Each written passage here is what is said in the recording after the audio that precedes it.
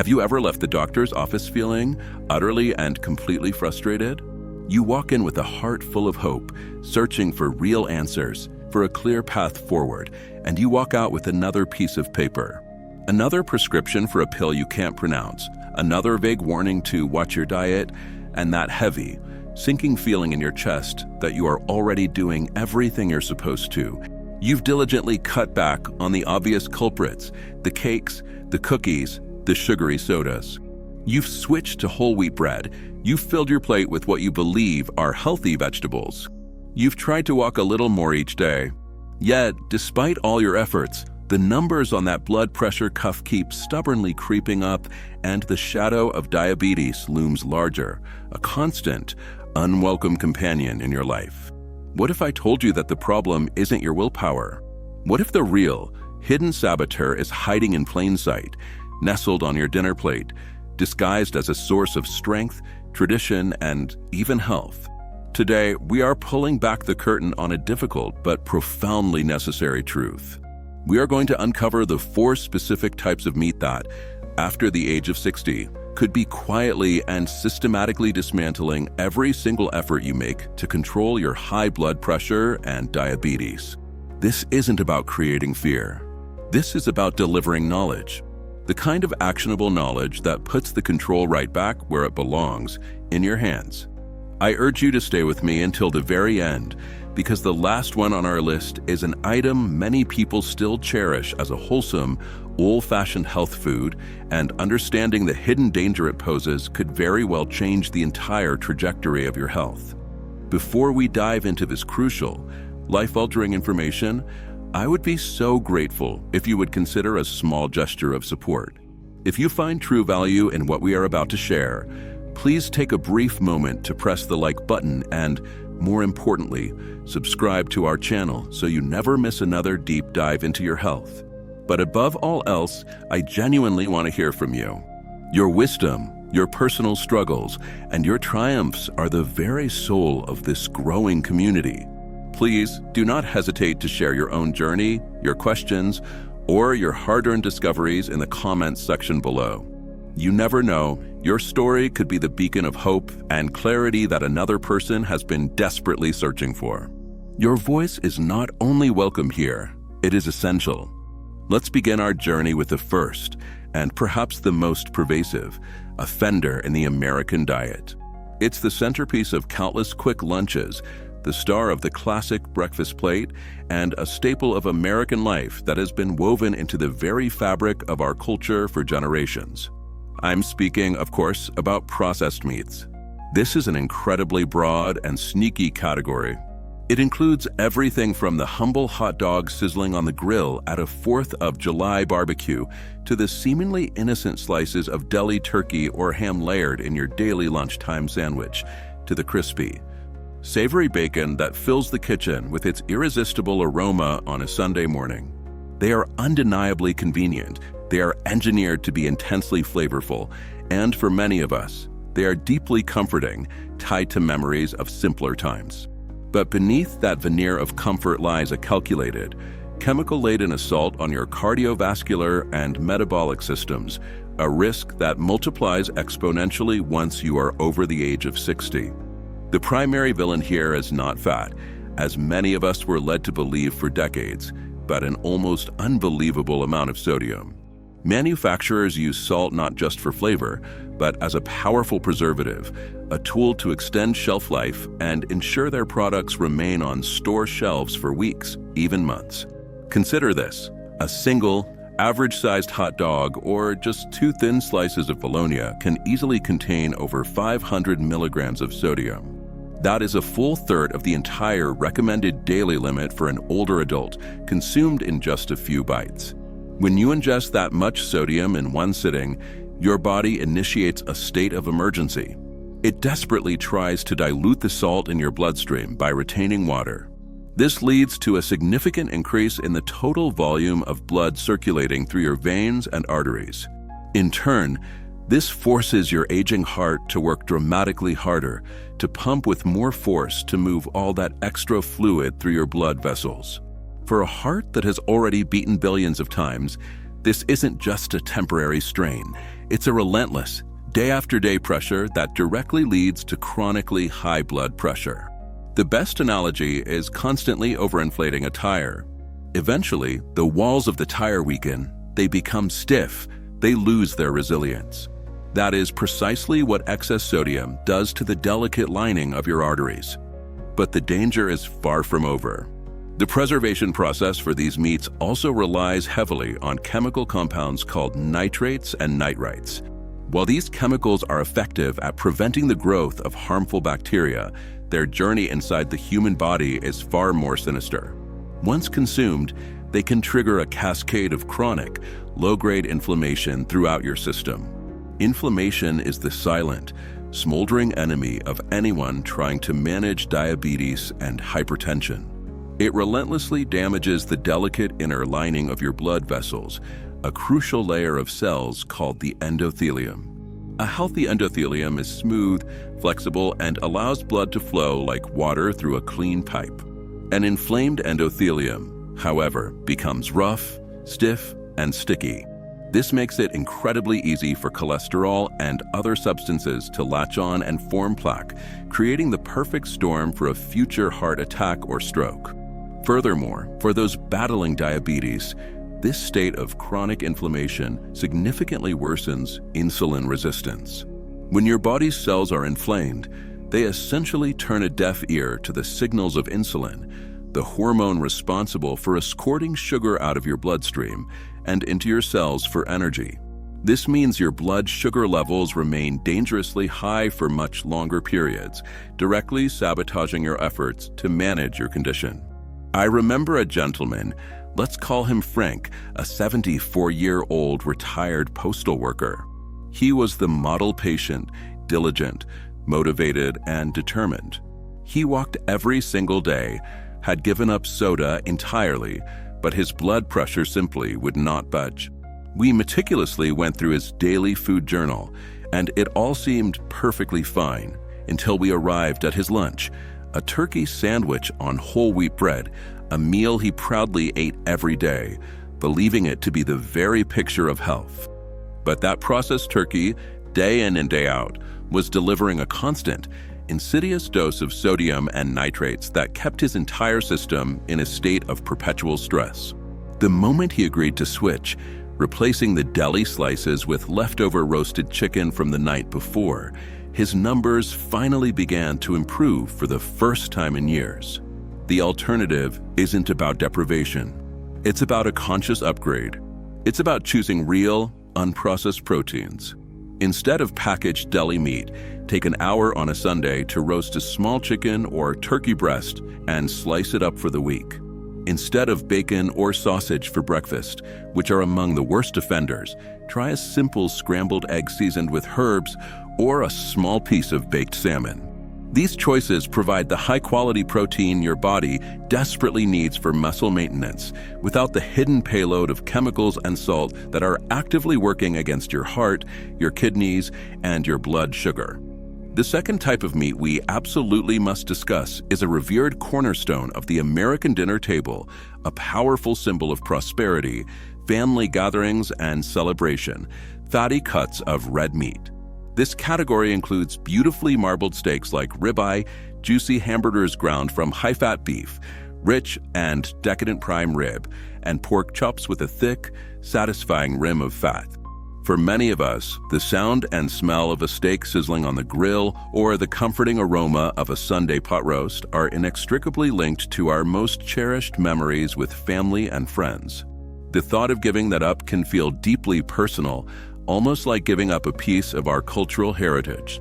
But it is vital to understand that after the age of 60, your body's ability to process and handle what's contained within that meat changes dramatically and profoundly. The most well-known concern with fatty red meat is its high concentration of saturated fat.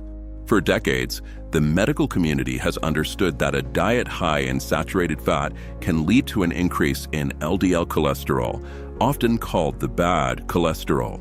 This type of cholesterol is a primary component in the buildup of fatty plaque within your arteries, a dangerous condition known as atherosclerosis. As this plaque accumulates over the years, it silently narrows the pathways for your blood to flow. This constriction forces your heart to pump with significantly greater force to push blood through the clogged system, which is a direct and fundamental cause of high blood pressure. Imagine your blood vessels as a network of clean, open pipes. Consuming high amounts of saturated fat is like consistently pouring thick grease down the drain. Over time, it solidifies, builds up, and creates a blockage that can lead to catastrophic failure. However, our modern understanding of the danger goes even deeper and is more nuanced. We now know with certainty that a diet consistently high in saturated fat from red meat also promotes a state of chronic, low-grade inflammation throughout the body. This is a particularly perilous situation for anyone who is pre-diabetic or has been diagnosed with type 2 diabetes. When your body is in this constant inflammatory state, your cells become less sensitive to the messages of insulin. This is the very definition of insulin resistance, the core issue in type 2 diabetes. Your pancreas, the organ that produces insulin, is forced to work overtime, pumping out more and more of the hormone in a desperate attempt to manage your blood sugar. Eventually, the pancreas can become exhausted and burn out, leading to blood sugar levels that spiral dangerously out of control. So that juicy, marbled steak isn't just a potential threat to your arteries. It's actively making your diabetes much, much harder to manage. There's also a unique compound found in red meat called nu-5-GC, a sugar molecule that the human body doesn't produce on its own. Because of this, our immune system often recognizes it as a foreign invader, triggering a defensive response that fuels even more inflammation. For a younger, more resilient person, this might be a manageable biological event. But for an older adult whose inflammatory responses are already heightened and less regulated, a regular intake of red meat is like constantly fanning the embers of a fire, keeping it perpetually smoldering. I once consulted with a woman, Margaret, 78, who couldn't understand the source of her pervasive fatigue and aching joints. She, like many, had simply resigned herself to the idea that this was just old age. She came from a generation where a hearty, proper meal meant meat and potatoes. Her weekly pot roast was a non-negotiable family tradition. It wasn't until she agreed to a trial period, limiting red meat to a small, lean portion just once a month and replacing it with other proteins, that she noticed a profound and startling change. Her debilitating afternoon energy slumps vanished, and the chronic stiffness in her hands and knees lessened significantly. It wasn't just old age, it was systemic inflammation fueled by her diet. The solution here is not to demand that everyone become a vegetarian unless that is a path you wish to take. It is to become highly selective. Choose leaner cuts of meat like sirloin, flank steak, or top round, and be sure to trim any visible fat. A small 3-ounce portion is very different from a 12-ounce steak. Better yet, make fatty fish like salmon, mackerel, or sardines your primary go-to protein. They are incredibly rich in omega-3 fatty acids, which are powerfully anti-inflammatory and have been shown to actively lower blood pressure and improve insulin sensitivity. Think of it as fighting fire with water.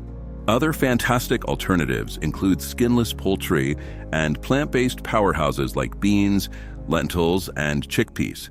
It's about consciously shifting the balance on your plate from pro-inflammatory foods to anti-inflammatory ones. Now we move to our third category, and this one is critically important because it's about the preparation, not just the product itself. It's a method of cooking so ingrained in our culture that it can turn even the leanest, healthiest proteins into a direct enemy of your vascular system. I am talking, of course, about fried meats. This encompasses a vast and beloved array of foods: the classic fried chicken from a family picnic, crispy fish and chips on a Friday night, breaded pork cutlets, or even a simple fried fish sandwich from a fast food restaurant. There is an undeniable and powerful appeal to that crunchy, golden brown exterior. It's a combination of texture and flavor that our brains are wired to find deeply satisfying. Unfortunately, that satisfying crunch comes at an extremely high biological cost, especially for an aging body. When meats are fried at high temperatures, two very dangerous things occur simultaneously. First, they act like sponges, absorbing a large amount of the oil they are cooked in. In most restaurants and homes, these are unhealthy, pro-inflammatory oils like corn, soybean, or generic vegetable oil. These oils are exceptionally high in omega-6 fatty acids. While our bodies do need some omega-6, the modern American diet is dangerously overloaded with it, creating a severe inflammatory imbalance that damages blood vessels and significantly worsens insulin resistance. But there is a far more sinister chemical process at play. High heat frying creates a host of harmful compounds called advanced glycation end products, or AGEs. This is a crucial concept for every person over 60 to understand. AGEs form when proteins or fats are exposed to sugars in the presence of high heat. They cause the tissues in your body to become stiff, brittle, and dysfunctional. The easiest way to understand this is to think of it as a form of slow, insidious caramelization happening inside your body. AGEs specifically attack the vital proteins collagen and elastin, which give your blood vessels their youthful flexibility. Healthy, flexible arteries are absolutely essential for maintaining healthy blood pressure. They are designed to expand and contract with each and every heartbeat. Stiff, age-damaged arteries are like hardened, brittle plastic tubes. They cannot expand, causing blood pressure to soar with every pump of the heart. For someone with diabetes, the damage is twofold. Chronically high blood sugar levels already create more AGEs internally within the body. When you then consume a meal packed with externally created AGEs from fried food, you are flooding your system with these destructive molecules, dramatically accelerating the aging of your organs, your skin, your joints, and most critically, your heart and blood vessels. I vividly remember a patient, a 71-year-old grandfather named David, who had a surprise heart attack. He was utterly shocked. He sat in his hospital bed and told me, "But doctor, I don't even eat red meat. I switched to fish years ago." It turned out that his favorite meal, which he ate several times a week, was fried catfish. He genuinely believed he was making a heart-healthy choice. He had no idea that the frying process had transformed that otherwise beneficial fish into a delivery vehicle for inflammatory oils and artery-stiffening AGEs. The cooking method had completely and tragically negated the inherent benefit of the food itself. The alternatives are not only safer, but can be equally delicious. Learn to embrace baking, roasting, grilling, or poaching your proteins. A piece of skinless chicken breast seasoned with herbs and baked until golden brown is tender, juicy, and flavorful. A fillet of salmon brushed with a little heart-healthy olive oil and lemon juice and then roasted is flaky, moist, and packed with beneficial omega-3s. Even a hamburger, if made from lean ground meat and grilled or pan-seared with minimal oil, is a far, far safer choice than its deep-fried cousin. You do not have to give up flavor or satisfaction. You simply have to give up the frying pan. Finally, we arrive at our fourth and final category of meat. And this is the one that often causes the most debate because it is frequently championed by some as a nutrient-dense, old-fashioned superfood packed with essential vitamins. I am referring to organ meats. This includes liver, kidneys, sweetbreads, and heart. For many generations, a plate of liver and onions was considered a deeply nourishing and restorative meal, celebrated for being rich in iron, a wide spectrum of B vitamins and vitamin A. And while it is undeniably true that organ meats are extremely dense in certain nutrients, for an older adult who is actively managing hypertension and diabetes, they pose a significant and often overlooked risk. The primary problem with organ meats lies in their incredibly high concentration of two specific substances, cholesterol and purines. While we now understand that dietary cholesterol doesn't impact everyone's blood cholesterol levels in the exact same way, for many seniors a large, sudden influx of it from a meal like liver can contribute to the very plaque buildup in their arteries that they are trying to prevent. But the more pressing and direct issue for those with hypertension is the purine content. Purines are natural organic compounds that, when broken down by the body, produce a waste product called uric acid. A young, healthy kidney can typically filter out excess uric acid without any problem. However, a great many older adults, especially those with long-standing high blood pressure or diabetes, already have some degree of compromised kidney function, even if it's mild and undiagnosed. When you consume a high purine food like liver, you flood your system with uric acid, which places immense stress on these already struggling kidneys. Chronically high levels of uric acid can not only trigger excruciatingly painful attacks of gout, but also cause further irreversible damage to the kidneys themselves. And here is the absolutely critical link that many miss. Your kidneys play a central, commanding role in regulating your blood pressure. When your kidneys are damaged or under stress, they lose their ability to perform this vital function effectively, causing your blood pressure to become even more erratic and harder to control with medication. So that healthy plate of liver and onions could be directly undermining your kidney function and, as a direct result, your blood pressure management. A patient of mine, a lovely 82-year-old woman, swore by her weekly meal of pan-fried liver, a comforting tradition passed down from her mother. She was also simultaneously struggling with frequent gout flare-ups and blood pressure that her medications just couldn't seem to get under control. She never, for a moment, connected the two. It was only after we painstakingly identified the high purine load from the liver and replaced it with simpler proteins that both her gout and her blood pressure finally began to stabilize.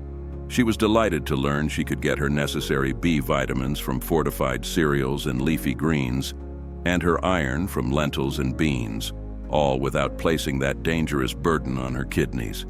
This is the very essence of aging wisely, understanding that a food is not just good or bad in a vacuum, but good or bad for you at this specific stage of your life.